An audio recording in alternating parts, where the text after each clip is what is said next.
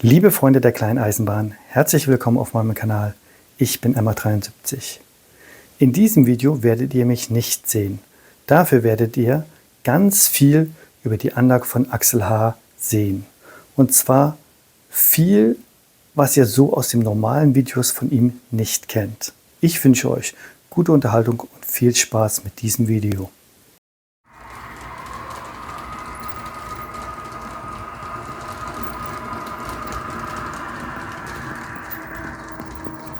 Als ich bei Axel zu Besuch war, war noch ganz viel Wagenmaterial von Epoche 4, 5 zu sehen. Hier zu erkennen ist der wunderschöne Lufthansa Express. An die Wand. Zum Lufthansa Airport Express LH 1002 nach Düsseldorf Flughafen, bitte einsteigen. Einstieg nun gültig im Flugschein. Türen schließen selbstständig. Mit Epoche 6 Augen ist der Lufthansa Express ein wunderschöner Personenzug. Gelb gibt es heute eigentlich gar nicht, jedenfalls nicht in meinem Wissen, auf Epoche 6 Anlagen, und aus dem Grund habe ich das wirklich genossen, diesen Zug bei Axel sehen zu dürfen.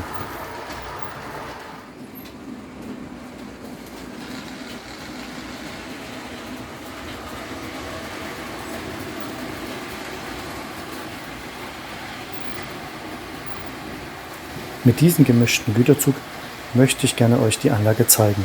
Wer sich langsam über die Anlage bewegt, und dazu werde ich euch einiges erklären.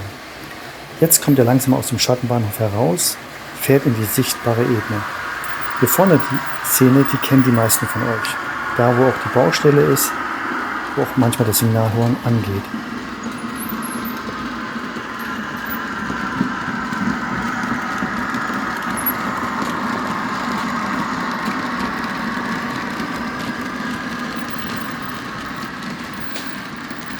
Jetzt geht es mit unserem Güterzug in den Hauptbahnhof hinein. Der Bahnhof heißt Baden-Baden, so wie auch die ganze Anlage.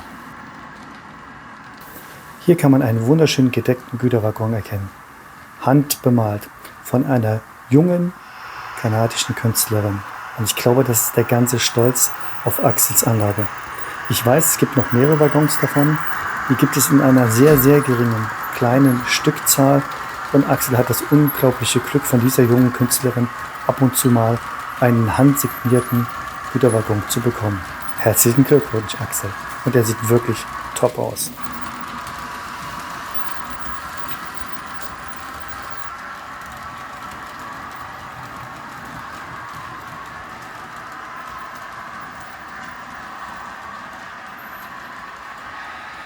Es geht in den Schattenbahnhof hinein. Zusammen haben wir jetzt mit dem Güterzug eine ganze Runde gedreht über die Anlage.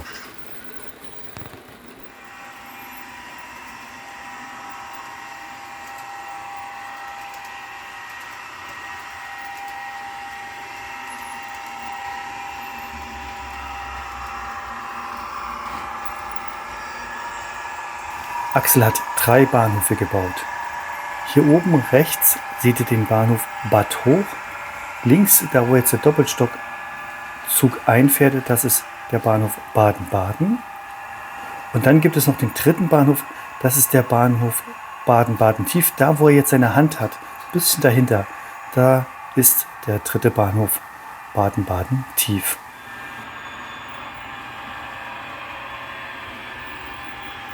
Hier kann man nochmal einen Rundblick über die Anlage genießen. Rechts sieht man den Bahnhof Bad Hoch und der Güterzug, wie er sich langsam in den Bahnhof Baden-Baden bewegt.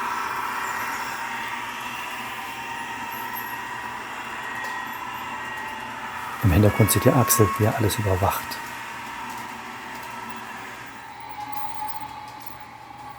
Der Bahnhof Bad Hoch, der ist verbunden mit einer Pendelstrecke. Auf der Pendelstrecke fahren immer so 3 bis 5 Züge, die immer zwischen dem Schattenbahnhof und dem Bahnhof Bad Hoch hin und her fahren.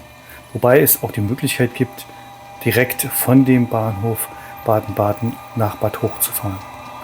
Gerade diese Perspektive sieht traumhaft aus.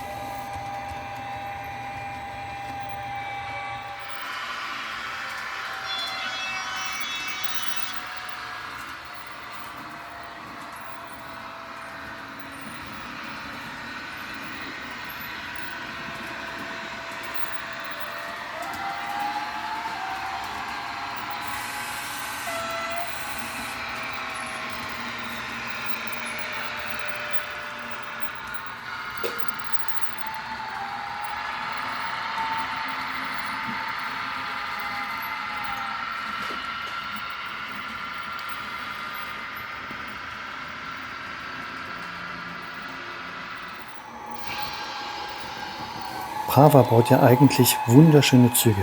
Die Betonung liegt leider auf eigentlich. Schaut euch mal die Faltenbelege an.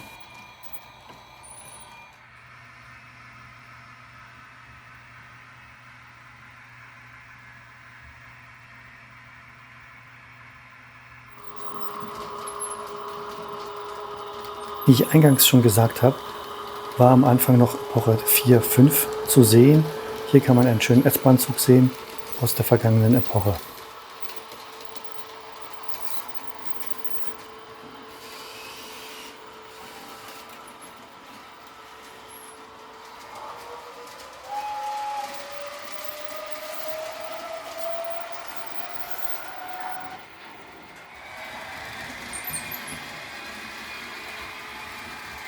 Natürlich ein Doppelstockzug aus der Epoche 5 darf auch nicht fehlen.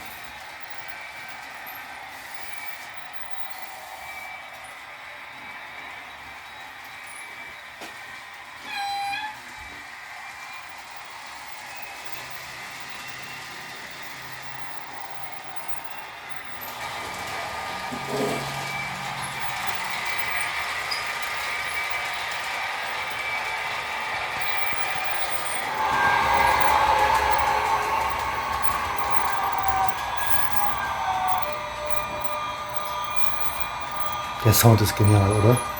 Hast du die auch umgebaut oder ist es Original-Sound? Das Original von Brava, das Sound. Ah, ein Original von Prava.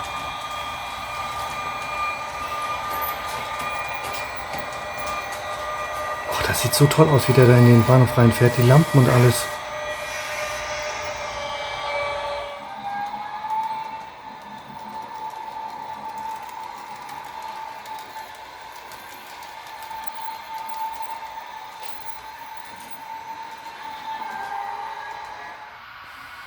Hier kann man nochmal alle 3 Bahnhöfe sehen. Rechts den Bahnhof Baden-Baden, in der Mitte Baden-Baden-Tief und links oben Bad Hoch. Hier kann man mal den Bahnhof Baden-Baden-Tief genau anschauen, wo er sich denn eigentlich befindet auf der Anlage. Axel zeigt ja eigentlich immer nur Nahansichten, das Perfekte. Und hier zeige ich so ein bisschen mal, ja, wie er sich in der ganzen Anlage integriert, der ganze Bahnhof Baden-Baden-Tief. Ihr könnt schon erkennen, eine ganze Menge Signale sind hier in diesem Bahnhof verbaut. Das ist natürlich die Leidenschaft von Axel, die ganze Signaltechnik, und die funktioniert hier super auf dieser Anlage.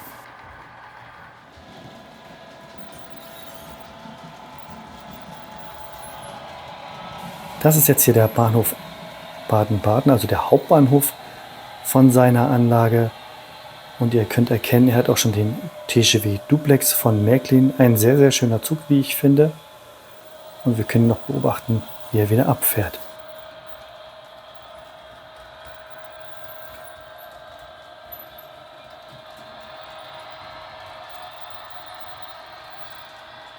Der TGV bewegt sich jetzt wieder Richtung Schattenbahnhof. Und jetzt mache ich gleich einen kleinen Schwenk rüber in das BW und schaut mal, wie das BW sich langsam aber füllt. Es gibt nachher noch Szenen, da seht ihr es noch ganz leer, aber es wurde dann mit der Fahrsession immer voller und voller. Hier können wir eine wunderschöne Backbone erkennen, ein Vectron Backbone, für mich einer der schönsten Vectrons.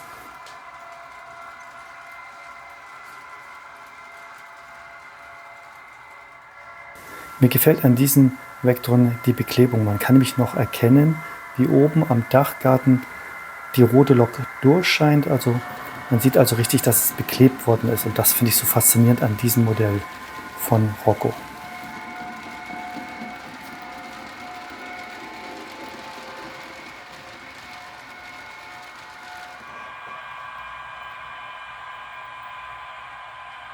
Natürlich hat auch der Axel ICEs und davon eine ganze Menge. Hier ein ICE 3.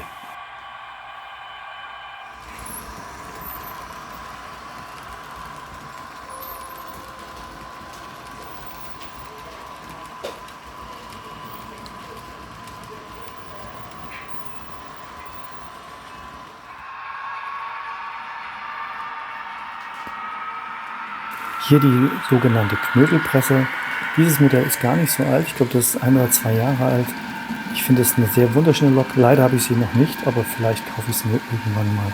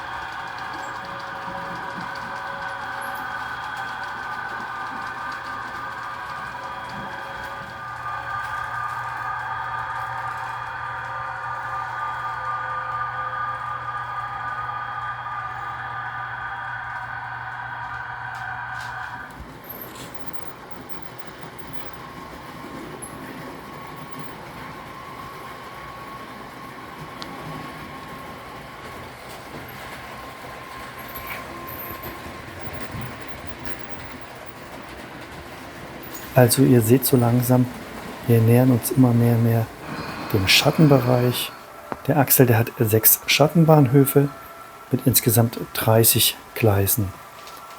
Auf seiner Anlage befinden sich im Durchschnitt immer so um die 35 Züge und ich weiß nicht wie viele Loks, weil er eben ganz viele Loks auch im BW immer hinstellt.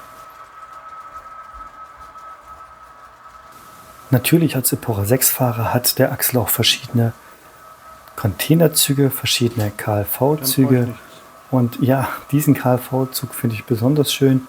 Er hat doch von Desenga ein paar Waggons drauf. Die finde ich als wunderschön. Ich kenne sie so nicht. Ich habe sie auch noch so noch nicht auf der Straße gesehen. Ich denke mal, dass die mehr in Süddeutschland unterwegs sind. Diese LKW-Transporter, wie gesagt, ich habe sie hier im Norden noch nicht gesehen. Macht einfach Spaß, diesen Güterzug über die Anlage zuzusehen.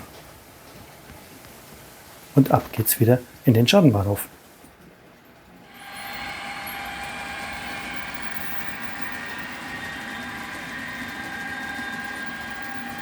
Natürlich hat der Axel auch einen Autotransportzug mit verschiedenen Waggons. Das sieht natürlich richtig schön cool aus, nicht so, ja, so einheitsbrei-mäßig. Das gefällt mir richtig gut. Die Anlage übrigens wurde 2014 angefangen zu bauen, hat wie gesagt 6 Schattenbahnhofgleise, 3 Bahnhöfe und 5 Boosterkreise.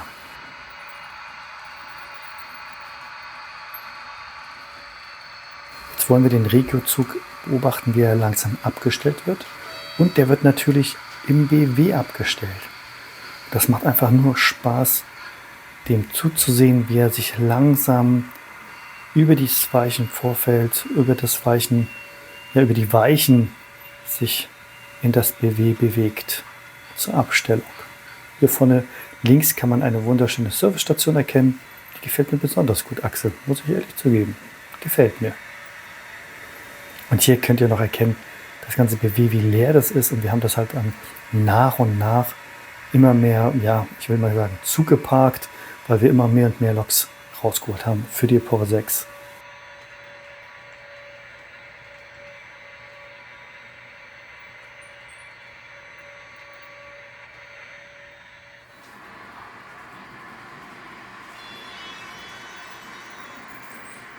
Hier haben wir einen Vectron von der Firma LS Models. Er sieht wunderschön aus. Gibt es nicht zu sagen. Preislich, ja, es ist eine Hausnummer. Aber er fährt jetzt perfekt. Das könnt ihr sehr gut erkennen, gerade die Langsamfahreigenschaften. Aber ich weiß von Axel, das hat eine Menge Nerven gekostet, eine Menge Kraft, um diese Lokomotive dahin zu bewegen, dass sie eben heute wunderschön sanft fährt.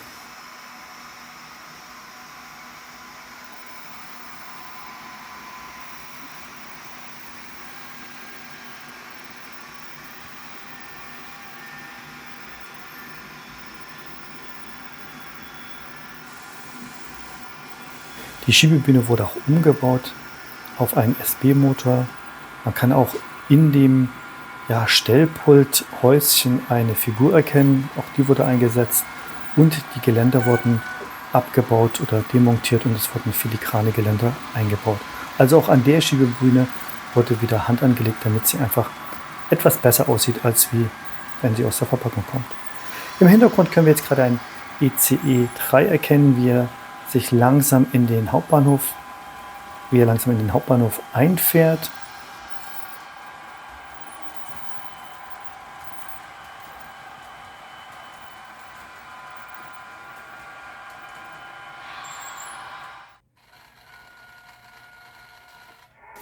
Und weil es so viel Spaß macht, diese Lokomotiven zu beobachten, wie sie sich im BW langsam hin und her bewegen, habe ich hier noch eine Szene eingefangen.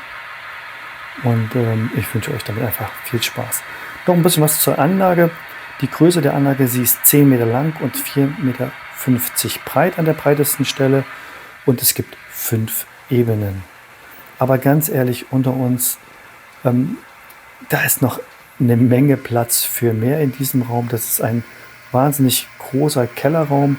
Und wer mehr über diese Anlage wissen möchte, dem sei empfohlen, ich werde in den nächsten 2, 4, 6 Wochen noch ein weiteres Video über diese Anlage herausbringen. Das werde ich dann nennen Behind the Scene. Das heißt, ihr seht ein bisschen, wie wir die Dreharbeiten gemacht haben. Ich werde ein Exklusivinterview mit Axel führen über seine Anlage, über ihn selbst. Und da ist sehr viel interessantes Background-Wissen über Axel dabei.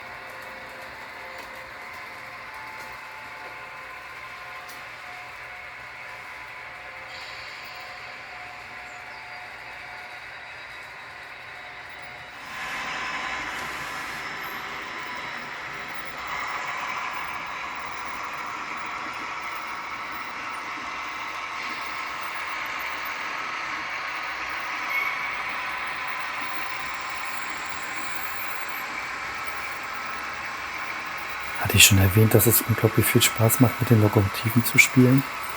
Ist es nicht traumhaft?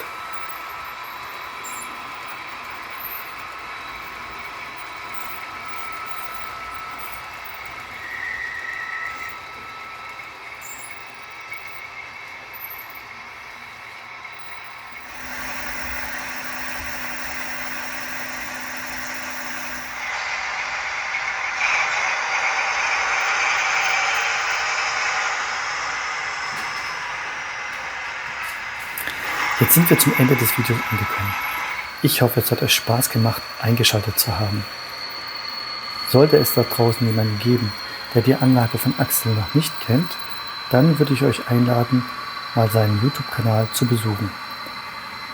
Er zeigt wirklich perfekte Bilder von dieser Anlage und die sind wirklich traumhaft. Mir bleibt zum Schluss noch eins zu sagen. Vielen Dank, bleibt gesund, bleibt mir gewogen. Ciao, euer MR73.